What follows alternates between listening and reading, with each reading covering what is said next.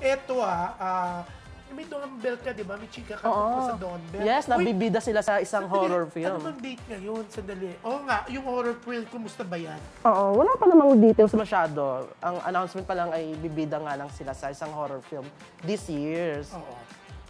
This year. Kasi nga, ang tagal na din ng huling movie ng Don Bell, 2022 pa. Yeah. Yung Inconvenient Love. Oo. Pero alam mo, sa Biyernes, January 27, magkakaroon daw sa Skydome, sa SM North EDSA si Bell ng The Solemn album launch. Ang piling ng mga Don Bell fans susurpresahin daw ni Donnie si Bell at magkakaroon ng surprise nga lalabas doon. Diba? Surprise? O, baka naman susurpresahin, hindi siya magpapakita.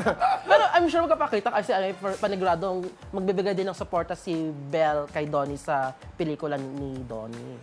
Yan. Siyempre yung pelikula, showing na sa 24 sa Wednesday. Pero bakit hindi yata pinag-uusapan? Parang walang ingay. O buti pa yung itutumba ka ng tatay ko ni Jano Gibbs. Parang pinag-uusapan.